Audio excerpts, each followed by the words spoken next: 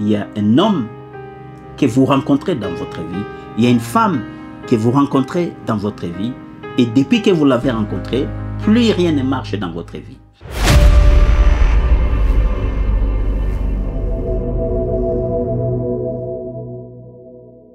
Shalom, shalom bien-aimés dans le Seigneur. Nous sommes dans le cadre du deuxième numéro de notre série d'enseignements qui concerne les combats spirituels. On ne peut pas aborder cette thématique des attaques spirituelles sans parler des portes. Et donc, pour qu'une attaque spirituelle commence dans la vie de l'homme, elle doit passer par une porte. Il n'y a pas de combat spirituel qui n'est pas des portes. Vous ne saurez pas vaincre les combats spirituels sans fermer la porte qui mène au combat spirituel. Parce que le plus souvent, nous les humains, nous voulons gérer les conséquences que les causes. Et je vais vous expliquer les différentes portes qui mènent aux attaques spirituelles. Et donc, il y a la première porte qui vous met en contact avec les esprits. C'est lorsque vous voulez chercher le pouvoir par les trichements du diable. Le plus souvent, les gens font face aux attaques spirituelles lorsqu'ils sont à la recherche des pouvoirs. Quand vous êtes à la recherche des pouvoirs, il arrive que des personnes viennent vous chuchoter à l'oreille en vous disant par exemple que vous ne saurez pas émerger, vous ne saurez pas briller, vous ne saurez pas réussir sans utiliser une force surnaturelle. Et malheureusement, le plus souvent, quand les gens cherchent le pouvoir, quand les gens cherchent la gloire, quand on parle des pouvoirs, je ne sous-entends pas seulement les pouvoirs administratifs, mais je sous-entends aussi les pouvoirs spirituels. Tout ce qu'il y a comme don, tout ce qu'il y a comme surnaturel. Il arrive que des personnes viennent vous chuchoter, que le diable utilise certaines personnes pour vous amener à aller prendre un autre feu qui n'est pas le feu de Dieu. Et cela ouvre notre âme à d'autres entités spirituelles. Et donc, initialement, c'est le Saint-Esprit qui habite en nous, mais de la même manière que le Saint-Esprit a le pouvoir d'habiter en nous, les démons ont aussi le pouvoir d'habiter en nous. Mais pour que les démons aient accès à notre âme, nous devons ouvrir la porte de notre existence, c'est-à-dire notre personne intérieure, pour que le diable puisse y accéder. Et donc, ça passe le plus souvent par une demande. C'est-à-dire, la personne là qui est à la recherche de pouvoir, la personne là qui est à la recherche de gloire, est influencée par une autre personne qui vont soit chez un féticheur, un devin, c'est-à-dire quelqu'un qui est comme, on peut l'appeler un sacrificateur du monde des ténèbres. Ça passe par des rites, ça passe par des incantations, ça passe par des sacrifices. Et le diable, lui, ne donne rien pour rien. Quand vous allez chez le diable, vous allez demander un pouvoir, il y a comme un partenariat gagnant-gagnant. Le diable veut gagner quelque chose de vous, et c'est là où vient la notion de sacrifice. Alors, mais pour Dieu, Jésus-Christ s'est sacrifié sur la croix, nous empêchant, nous, de sacrifier toujours. Il a payé le sacrifice suprême. Mais quand nous allons nous connecter à une autre source, qui est une source diabolique, satanique, nous présentons les sacrifices et nous signons, il y en a qui signent même par le sang, et c'est-à-dire nous-mêmes, nous acceptons que les entités spirituelles négatives puissent agir dans notre vie pour nous donner des pouvoirs surnaturels. C'est ainsi que dans les domaines de la politique, vous verrez que beaucoup d'hommes politiques adhèrent aux sectes, à l'occultisme. Vous verrez que dans le monde religieux, il y en a qui vont dans les sectes mystiques, ésotériques. Et il y en a qui veulent avoir des pouvoirs comme des médiums. Ils parlent de la médiumnité. Tout cela sont des pouvoirs spirituels que nous voulons acquérir au travers des sources qui ne sont pas des sources de la ligne divine. Parce qu'il y a la ligne divine, il y a la ligne satanique. Si vous cherchez le pouvoir, évitez d'ouvrir n'importe quelle porte. La deuxième porte qui donne accès au combat spirituel, ce sont les sacrifices.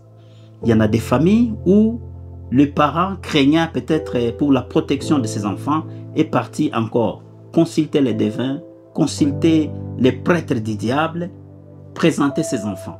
A dit, je te confie tous mes enfants, je donne cette offrande, je te prie de les protéger contre les attaques, contre les menaces. Là où vous êtes né dans cette famille, sachez que le diable déploie les démons sur chaque enfant, qui surveille tout mouvement de chaque enfant.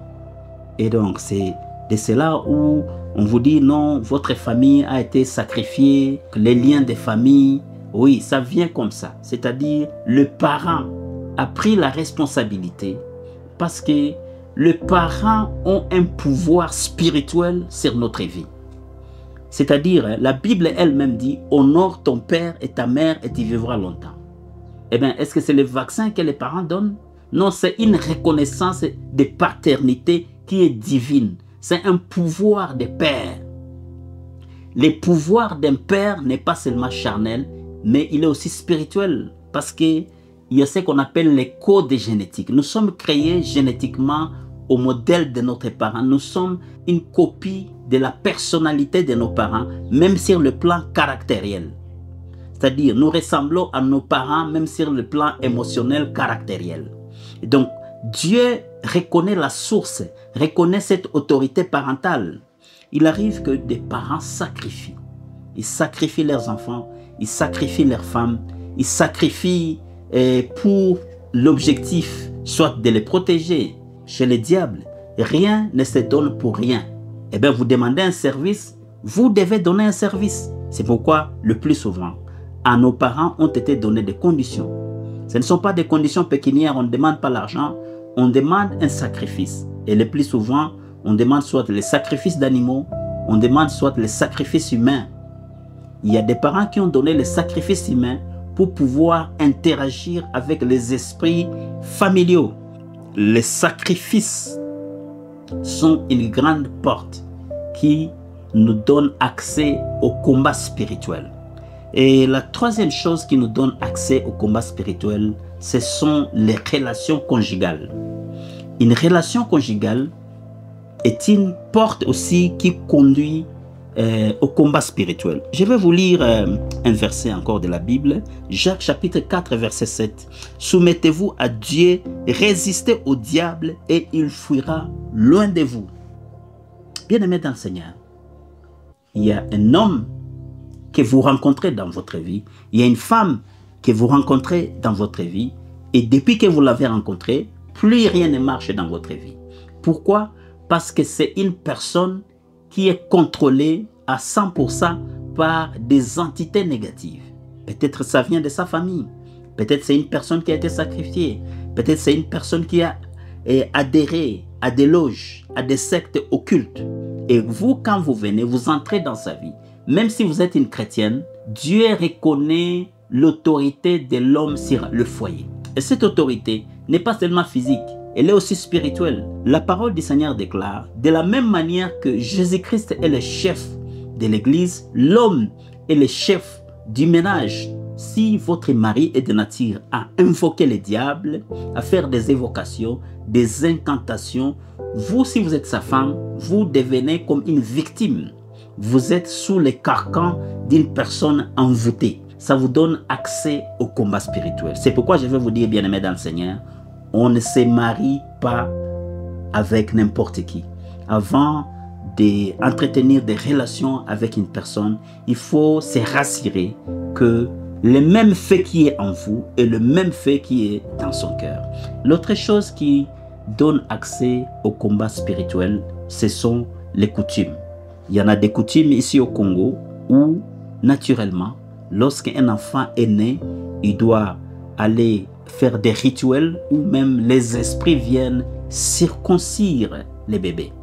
Ça se passe ici au Congo. Nous avons la tribu comme chez les Lega, il y a leur divinité ancestrale qu'on appelle Kimbilikiti. Les enfants des Rega ont été circoncis par des esprits.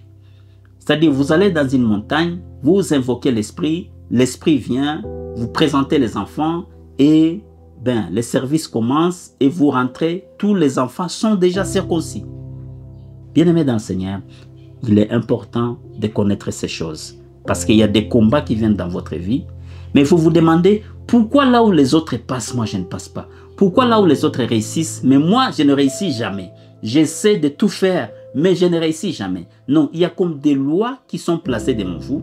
Vous devez d'abord les connaître parce que la Bible déclare, mon peuple périt faute de connaissances. Je verrai déjà peut-être des pasteurs prier pour des personnes qui tombent à l'église et ils disent, ah ça c'est la délivrance. Non, ce n'est pas la délivrance. Pour certaines personnes, c'est les trans, ce sont les hystéries. La vraie délivrance devait commencer par toi-même. Étudier ta vie, comprendre les Écritures, voir la lignée de ta famille, comprendre les situations qui t'arrivent dans la vie et savoir y faire face. Si vous voulez savoir comment vaincre ces attaques spirituelles, je vais vous demander de nous suivre pour notre 3e numéro où nous allons essayer de donner toutes les stratégies pour vaincre les attaques spirituelles. Je prie que la main de Dieu soit sur vous et que le Seigneur vous accompagne dans le cadre de votre délivrance. Que toute attaque spirituelle que le diable essaie de poser devant vous soit défait dans le nom puissant de notre Seigneur et Sauveur Jésus-Christ. Gloire au Seigneur. Au revoir.